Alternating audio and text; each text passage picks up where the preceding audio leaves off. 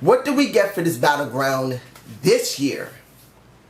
You know, when I looked at Raw, I didn't get a chance to actually do the review, and I'm sorry, ladies and gentlemen. But when I saw this Raw, particularly what was going on with Brock Lesnar, with Seth Rollins, what happened to Kane being messed up now, Sasha and Charlotte along with Becky Lynch coming from NXT, it wasn't enough to make Battleground 100% compelling. I'm sorry. I'm not against the girls. And I'm going to focus on the girls in a few minutes. But when I see this Battleground, I just didn't feel like there was enough there to really give me a lot of interest and to care enough. But let's get to the opening of the show. And that is Sheamus versus Randy Orton. Since this is Randy's hometown, he was a hometown boy and they let him open the show. But you guys tell me, didn't you feel like that match was just too long?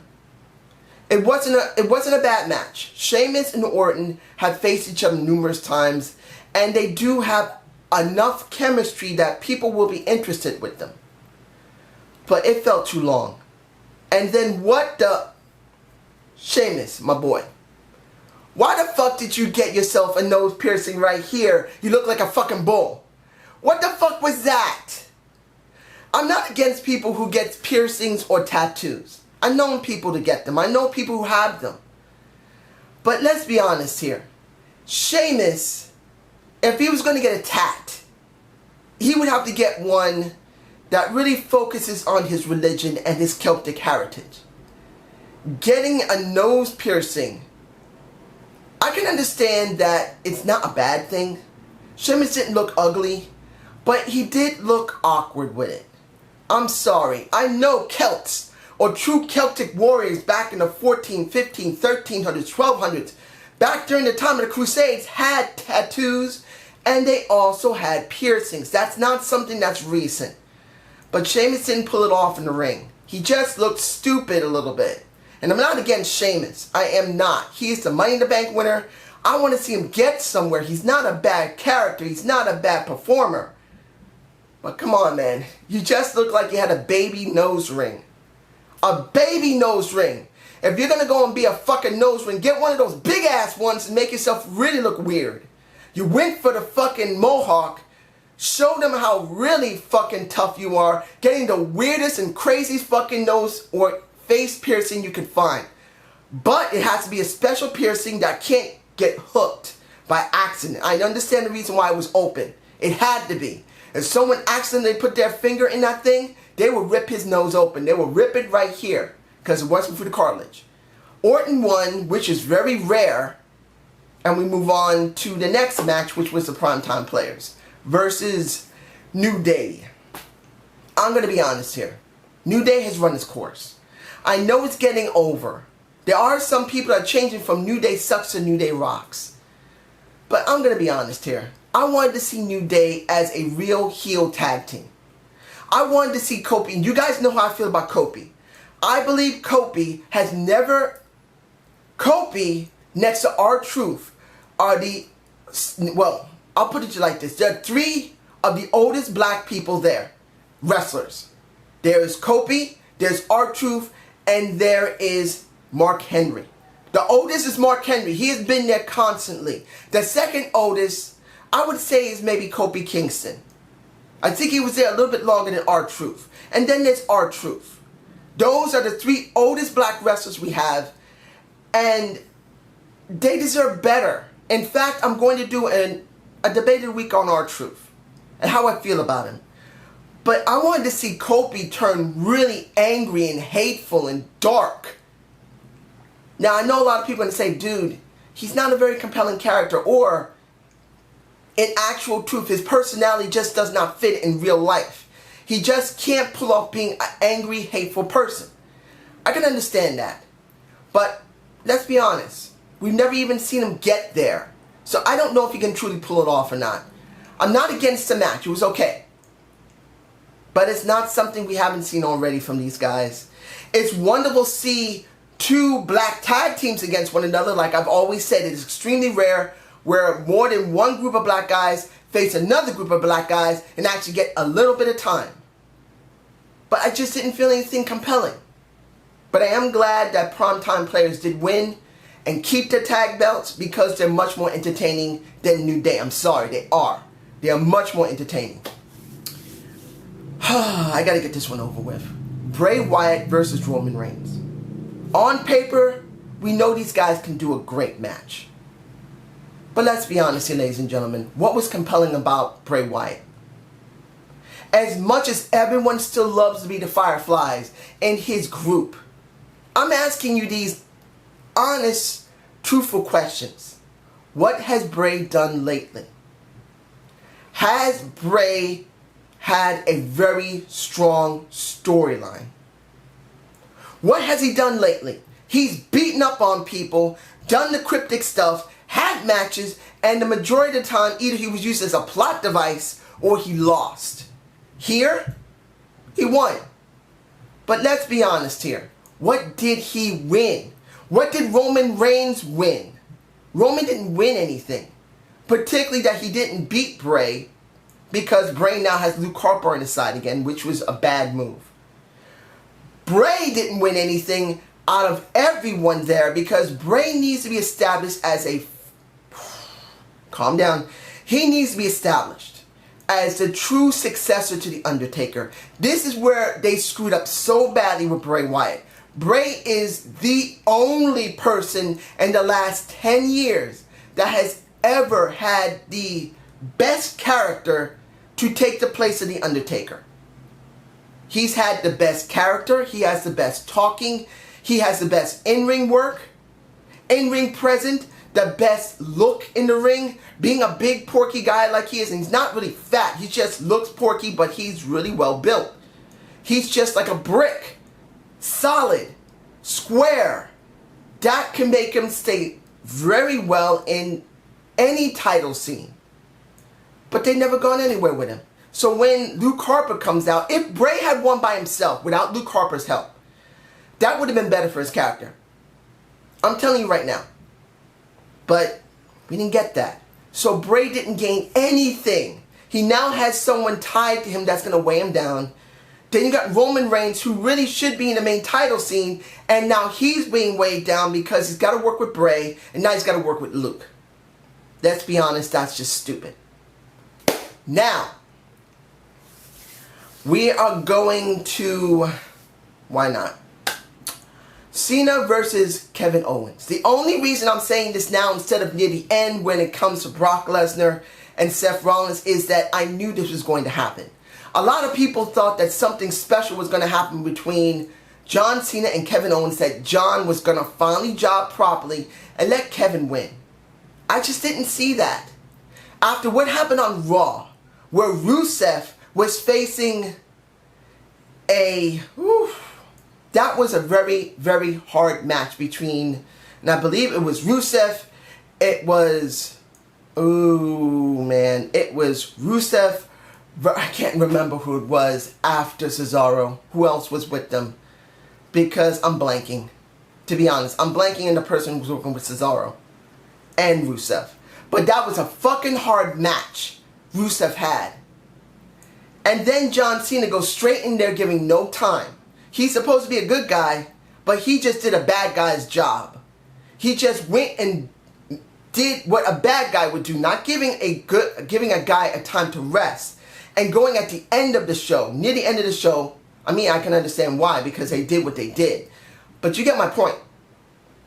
When you see this, I didn't see anything good for Kevin Owens. And this is what I got. Exactly the same thing I've seen before with Kevin Owens, before with Bray Wyatt, before with Batista, before with Ryback, before with Rusev, before with Bad News Barrett, which I'm not even going to talk about Bad News Barrett versus R-Truth at the kickoff show. I don't care about it. But you will hear how I feel about an R-Truth. But you get my point. This is exactly what I thought was going to happen. We got nothing. Now who are they going to feed John Cena to? Is Kevin Owens going to drag this out more going into SummerSlam? I believe yes. The only reason I say who is John Cena going to face next is because eventually Kevin Owens is going to get old. Unless they're going to throw a Samoa Joe at him, which I know they're not going to. We're going to see the same old shit for quite a while. Now here's the match that was, I believe, the best match of the night, but it gets us nowhere. That is Sasha Banks versus Charlotte Flair versus Brie Bella. It was a great match. I believe that Charlotte and Sasha tore the house down. Brie really didn't contribute much. And I'm not shitting on Brie. I'm not. The main reason that I'm talking like this is because when it comes to Brie and Nikki Bella, they have been packaged the way they have for so long. No matter what work they do, and actually Brie did good work just like Nikki Bella has done some good work. Their characters completely negate their in-ring work. Nobody wanted to see Brie win. Not because she's a heel, it's because they just don't like her. Because of how the WWE has packaged her. If you've seen my Nikki Bella debate of the week if she should leave or not, they have been packaged together as twins and only twins. And what they said on Total Divas, and I haven't watched it in a while, I might just go and watch it, where they could actually break off if Brie becomes pregnant, is bullshit. These two are fucking joined at the hip. And you can see by how the crowd responded. Brie is hated not because she's a good heel, it's because they just don't like her because of how she's been packaged as a heel. But when you see the match, it was a great match, and it was the match of the night for me personally. And I know people are going to say, well, Kevin Owens and John Cena, I believe was a great match. It gets negated because John Cena won that match. 100% clean, the way he did, as we all knew. But when you look at Charlotte won against Brie Bella, which is actually very good. But there's no revolution. You know why? Because Charlotte Flair did not pin Nikki. Brie has been jobbing for months for Nikki Bella. She has. Let's be honest here. Between Nikki Bella, Brie Bella, and Alicia Fox, who's been jobbing the most? It's been Brie Bella, then Alicia Fox. And maybe a couple of times Nikki if it's non-title. And it's been rare and in between that she's jobbed at all. So I don't see any revolution. Maybe they may be building up to maybe a Sasha or a Charlotte Flair getting that title, but I just don't see anything there. And I am doing a Charlotte Flair debate of the week. I'm going to do it after this along with the R-Truth, so watch for it. Finally, Seth Rollins versus Brock Lesnar. Let's be honest. We didn't believe anything great was going to come from this match. We knew that Brock Lesnar was going to annihilate him. And Brock delivered. Brock is a legitimate badass. When he was wrestling against Seth, and then Seth grabbed his title and ran away, what did he do? He hurdled the retaining wall, grabbed Seth, threw him back, and the guy that was right next to Brock, when he saw him, he went, oh shit, he jumped really big, he's fucking bigger than me, he jumped that shit. That was actually a legitimate OMG. Because that guy literally looked completely shocked out of his freaking mind that Brock Lesnar is such a big man and he was able to leap over that retaining wall, which is about nearly 4.5 feet, maybe more, to go after Seth Rollins. That means he's in great shape. But let's be honest here. This is not about Seth and Brock Lesnar. The entire match was completely negated to The Undertaker returning and not tombstoning Brock once, but 3 times, baby. But here's the thing. And it's great to see the Taker. I've always loved Undertaker. I'm not the biggest Undertaker fan. I've always loved Undertaker though. And the key of this entire situation is this. Why is he brought back? Simple. They have booked Brock so strongly, there is nobody for him to face. They have underbooked everyone badly, so there's no one for Brock Lesnar to face. If Brock had won against Seth Rollins, there is no one credible enough to take him on. Now, of course, you can say Roman Reigns. Maybe you can say Dean Ambrose. Hell, you can even throw John Cena at him if he had lost to Kevin Owens. But to be honest, you would never believe it. that he could actually take someone on and not destroy them. So seeing The Undertaker come back is kind of a double-edged sword for the simple reason that Undertaker's already lost to him, but he won to Bray Wyatt. So now they bring him back as the only person that could be physically capable of taking on Brock at SummerSlam, because this is what it comes down to. Brock is going against Undertaker at SummerSlam. That's what this is about. And am I interested in seeing it? Of course I am. But the question's going to be, who is Brock going to face after? Because, of course, he can do Seth Rollins, and he probably will do Seth Rollins, or he'll do Roman Reigns. But in the end, once he finishes with those two people, and I'm talking about Seth Rollins or Roman Reigns, he could face a Dean Ambrose. He could, again, maybe this time he'll face a Bray Wyatt, who is really not built well. There's very few people for Brock Lesnar to face, and this is a sad thing. This is just me. But what about you? And before I end this, the show wasn't that bad. Seeing The Undertaker did bring it up a lot, but that's how I felt.